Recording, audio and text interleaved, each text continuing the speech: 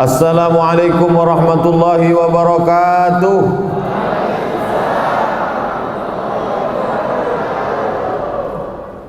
Alhamdulillahi wa kafa wa salatu wassalamu ala al-habibil mujtaba wa ala alihi wa ashabihi ahli siddiqi wal wafa. Subhanaka la ilma lana illa ma 'allamtana innaka antal alimul hakim. Rabbi shrah li sadri wa yassir li amri wahlul 'uqdatam min lisani yafqahu qawli. Yang sama-sama kita hormati Bapak Wakil Gubernur Sumatera Utara, Bapak Dr. Andus Haji Musa Rajeksah M.Hum. Kemudian hadir bersama kita Tuan Guru Wakil Sekjen Majelis Ulama Indonesia Pusat Kiai Haji Tengku Zulkarnain. Hadir pula bersama kita guru kita Al-Mukarram Ustadz Zulfikar Hajar. Para asatis tak dapat saya sebut satu persatu. Para penghafal Al-Quran, bapak-bapak, ibu-ibu, hadirin hadirat, insyaallah semuanya dimuliakan Allah Subhanahu wa ta'ala. Ada dulu namanya Uni Soviet. Tahu Uni Soviet? Kalau Uni yang satu lagi itu rumah makan. Ini Uni Soviet. Uni Soviet ini artinya Uni Persatuan Soviet, negara-negara yang bersatu menjadi sebuah blok besar namanya Uni Soviet. Lawan dari Uni Soviet ini United States of America, USA. Kalau yang ceramah ini UAS. Jadi Uni Soviet ini terakhir tumbang. Uni Soviet ini komunis, tak ada agama. Kata dia agama itu opium. Nabinya namanya Karl Marx, dilanjutkan oleh Stalin. Agama itu hanya membuat orang menjadi malas, kata dia. Maka tak boleh beragama. Quran dibakar, masjid dihancurkan. Nah, itulah ciri komunis. Mau negara kita menjadi komunis? Nah, sebab itu jangan ngantuk-ngantuk. Kalau ngantuk komunis. Nah, lalu akhirnya Soviet ini tumbang. Tumbanglah Soviet ini. Presiden terakhirnya namanya Gorbachev. Siapa namanya? Gorbachev. Ada juga kawan kita dari Jawa Barat namanya Cecep Gorbachev, bukan yang itu. Ini yang Gorbachev asli. Digantikan oleh Boris Yeltsin. Negaranya berubah, tidak lagi Uni Soviet, nama negaranya Rusia. Itulah sekarang yang dipimpin oleh Vladimir Putin. Merdekalah negara-negara yang dulu dijajah Uni Soviet itu. Uzbekistan, Tajikistan, Kirgistan, Afghanistan, Kazakhstan, pokoknya yang tan itulah ujungnya. Apa yang terjadi? Heran. Apa yang diherankan?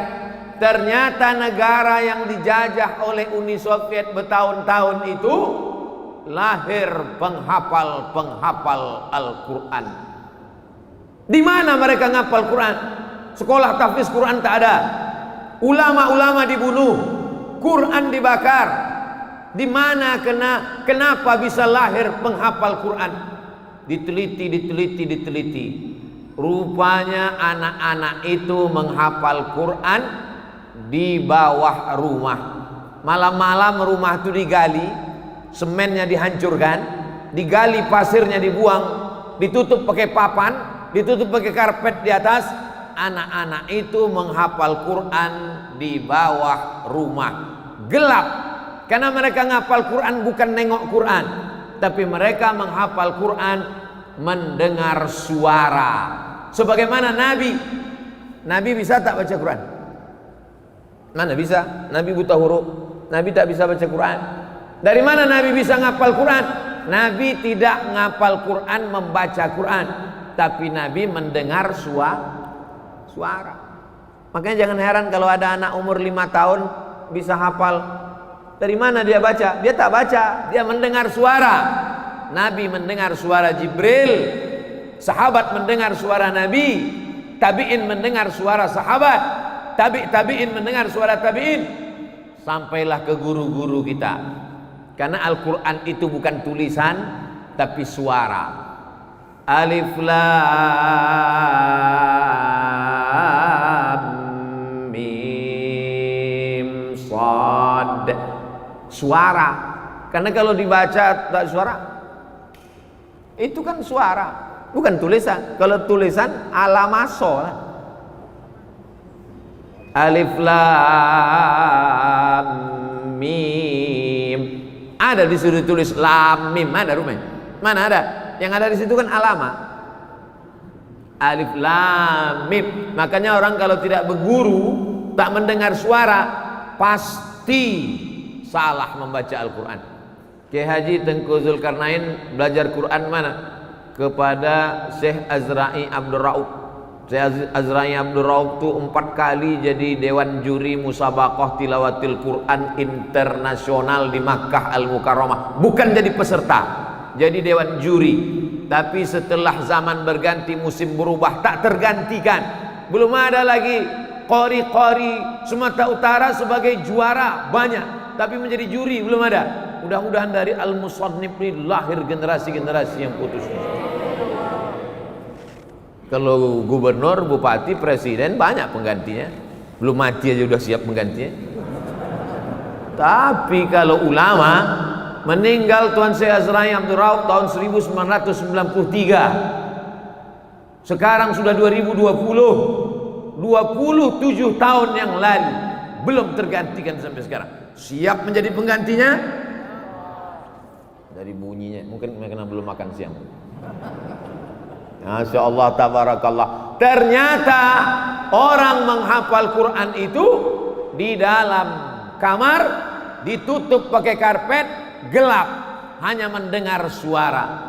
Al-yawma nakhtimu ala afwahihim wa tukallimuna aydihim wa tashhadu arjuluhum bima kanu yaksibun.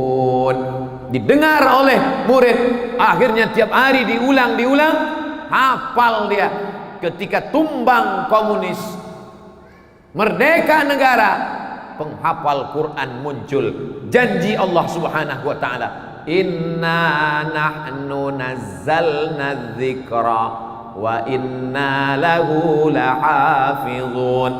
Ayat yang paling banyak taukidnya dalam Al-Quran. Satu ayat pendek 5. Inna nahnu nazzalna wa inna lahafizun. 5 taukid dalam satu ayat. Mengapa Allah sebut dia kami di situ? Allah itu banyak apa satu? Satu. Qul huwallahu Allahu Somad, itu nama Allah. Qul huwallahu ahad. Allah itu satu, esa tunggal tak berbilang. Tapi dalam masalah Quran, Allah katakan kami. Bukan Allah itu banyak, dia satu. Allah berkata kami. Apa maksud Allah? Aku dan anak-anak ini akan menjaga Al-Quran sampai hari kiamat. Aku, kata Allah, dan orang yang mendirikan sekolah rumah tahfiz Quran. Disandingkan Allah, dia dengan orang-orang yang peduli pada Al-Quran. Abdul Somad masuk? Masuklah. Masa udah 3 tanda tangan tak masuk juga? Kalau Ustadz Tengku Zulkarnain pasti. Kenapa? Karena dia wasekjen, bukan MUI provinsi, bukan kabupaten, pusat. Tuan guru banyak santrinya Abdul Somad. Maka untuk menaikkan Abdul Somad ini disuruh dia tanda tangan. Nanti kalau mau masuk, malaikat bertanya, pernah kau jadi pejabat MUI? Tak pernah. Ada pesantren kau punya santri? Tak ada. Kalau gitu cemana kau masuk surga? Ada tanda tanganku, bilang.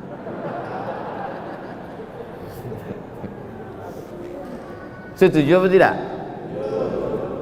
Banyak yang tak setuju ah. Wah.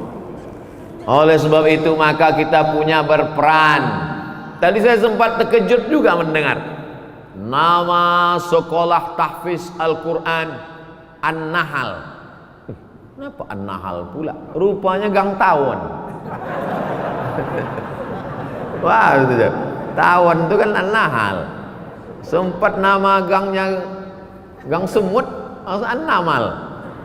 Apalah arti sebuah nama? What is in a name? Tapi dalam Islam nama adalah doa. Kenapa tawon? Karena kata Nabi, masalul mu'minin kamasalin nahli. Orang beriman itu macam tawon. Orang beriman itu macam tawon. Kenapa tak dibilang orang beriman macam lembu? Mau dibilang lembu? Kau beriman macam lembu, kau tengok. Orang beriman macam tawon. Tawon itu 4 sifatnya. Yang pertama, tawon tidak pernah makan yang tak baik. Yang dimakan tawon adalah saripati bunga.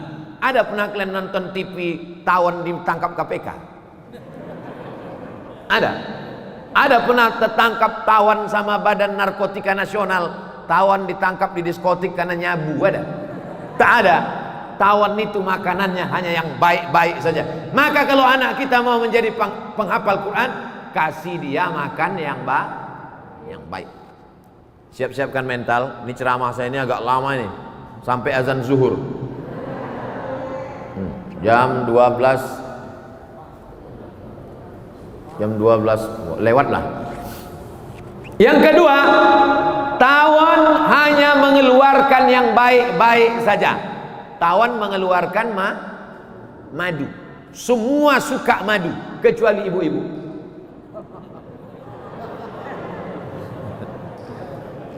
Makanya kalau mau ngetes madu itu asli apa tak asli, bawa ke rumah. Kalau marah ibu itu asli. Tawon hanya mengeluarkan madu, yang lain mengeluarkan kotoran. Satu-satunya yang mau dimakan orang keluar dari perut hewan, itulah dia madu asli. Yang ketiga, tawon tidak pernah hinggap di ranting sampai patah, sampai terbelah. Tak ada. Tawon hanya membuat rumah di batang kayu tualang, lebih besar daripada tiang Masjid Al-Musannif. Disitulah tawon membuat sarang. Pernah kalian tengok tawon hinggap sampai patah ranting? Ada? Tak ada. Kecuali tawonnya sebesar gajah, baru dia patah. Yang keempat, tawon tidak pernah mengganggu orang. Tapi kalau kau ganggu, sampai ke Sungai Deli kau dikejarnya. Jangankan di Pondok Gelugur, jangankan di Gelugur bypass, sampai masuk kau ke Sungai Deli, dikejarnya, ditunggunya kau mengambil nafas. Begitu kau muncul, apa kepala. Dan tawon nyawanya akan berakhir ketika ekornya yang tajam itu dipakaikannya, apa namanya itu? Sengatan tawon itu di ujung itu kalau sudah dipakainya sekali dia akan mati. Karena tawon punya prinsip hidup mulia atau mati syahid. Tawon tahu kalau sudah dipakainya itu sekali, maka orang akan mati. Kalau sudah dipakainya sekali, dia pun akan mati, tapi dia tak takut mati. Gimana? Siap jadi tawon? Tak ada yang takut. Itu sifat orang beriman. Oleh sebab itu maka generasi-generasi ini, benteng terakhir menyelamatkan anak-anak ini adalah tahfiz Al-Quran. Setuju? Yang tak setuju, ku kasih tahu sekarang. Ibu sayang sama anak, disuruh dia pergi sekolah, cabut dia, dibelinya lem, dihisapnya lem tuh, error. Ikut dia mabuk sama kawannya, beli sabu-sabu mahal, dibelinya premium, mabuk. Yang satu tuh agak lain mabuknya, mabuk solar. Bisa Bapak Ibu mengontrol anak-anak kita 24 jam di luar rumah? Bisa? Mana bisa? Benteng terakhir adalah pondok pesantren, sekolah tafsir Quran Al-Musannif. Inilah yang akan membentengi anak-anak kita dari narkoba. Amin. Selamat mereka dari lem kambing. Amin. Selamat mereka dari LGBT. Amin. Badan tegap berotot, kumis melintang, nyetop sudaku melambai. Hai. Oleh sebab itu maka penyelamat terakhir, sayang sama anak bukan diletakkan di celah ketiak.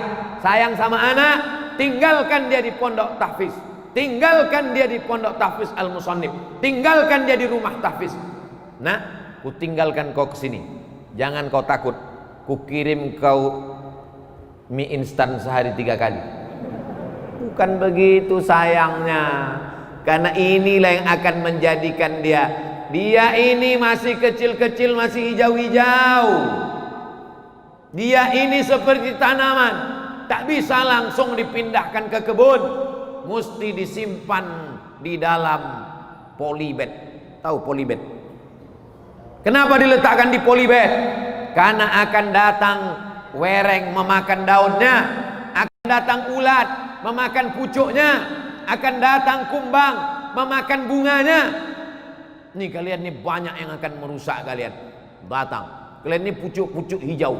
Pucuk hijau ini semua mau memakannya. Semua mau makan kalian. Apalagi ulat-ulat. Ulat-ulat tuh suka makan pucuk. Pucuk. Maka kalian dijaga di pondok Rumah Tahfiz Al-Musannif. Siap? Bilang aja siap. Tapi mereka sudah ngaji. Pas saya tanya siap, insya Allah kata dia. Kenapa? Karena dia belajar dalam surat Al-Kahfi. Wala taqulanna li syai'in inni fa'ilu dzalika ghada. Jangan kau katakan aku akan melakukan itu besok.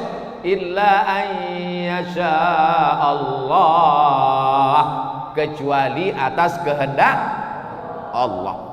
Jadi Bapak Ibu yang dimuliakan Allah, hebat pun komunis itu, kalau penghafal Quran menghafal di dalam rumah, di dalam gelap, ditutup, digali, maka anak-anakku nanti kalau kalian ngapal Quran enak kalian di dalam rumah, di atas rumah, bukan di dalam rumah, bukan di bawah rumah, bukan menggali pasir. Kalian membaca nanti kalau agak-agak susah-susah, agak risau-risau, agak stres-stres sedikit, ingat cerita saya ini, dengarkan, ingat baik-baik. Ini saya tidak menceramahi tuan-tuan guru, ini banyak tuan guru. Untung Ustadz Tengku Zulkarnain duduk di samping. Kalau sempatlah beliau di depan, saya ini rasa ceramah kontes dai cilik. Jadi saya ini sekarang sedang cerita sama kalian, maka dengarkan baik-baik. Mudah-mudahan ini menjadi bekal. Mati Abdul Somad, masuk ke liang lahat, mengaji kalian sampai pahalanya ke makam. Terang kubur Abdul Somad, lapang kubur Abdul Somad. Banyak yang tak setuju. Hafal mereka 30 juz. Satu hari wajib ngulang 2 juz. Karena kalau tak diulang 2 juz, sebulan dia hatam 2 kali. Kalau tak diulang 2 juz, 1 minggu hilang 14 juz. Maka 1 bulan dia hatam 2 kali. 1 tahun dia hatam 24 kali.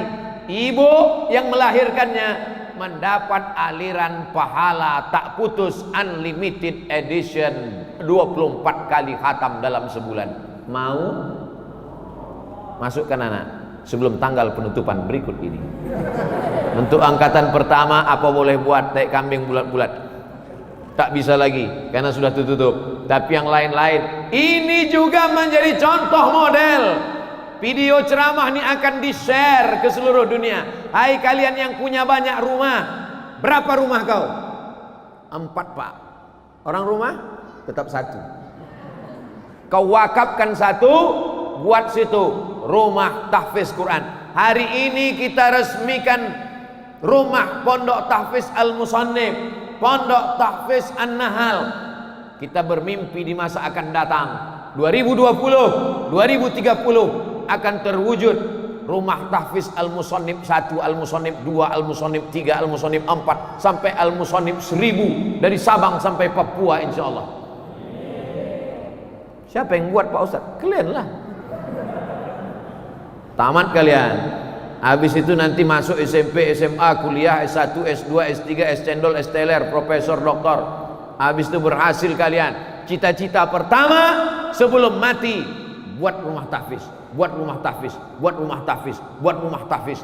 Menggurita dia, semakin banyak dia, maka selamatlah Medan, selamatlah Sumatera Utara. Sumatera Utara akan tetap menjadi baldatun thayyibatun wa rabbun ghafur. Tapi kalau tidak, kau dari mana kata orang? Dari Medan. Hah, Medan, masuklah engkau dalam api neraka kata dia. Dia ejeknya. Tapi ketika dia tahu dari mana? Medan. Oh, yang ada sekolah tahfiz Al-Musannif itu ya. Oh, yang ada pondok tahfiz An-Nahl itu ya. Oh, yang anaknya berprestasi menang juara 1 di Makkah itu ya. Dari mana kau? Dari Medan. Bangga kita. Bangga apa tak bangga? Bangga. Bapak ibu yang punya duit banyak, rumah megah mewah, kalau mati meninggal dunia, rumahnya dibawa mati apa tinggal? Tinggal, diambil sama ahli waris. Tapi ada rumah yang tetap kekal abadi. Rumah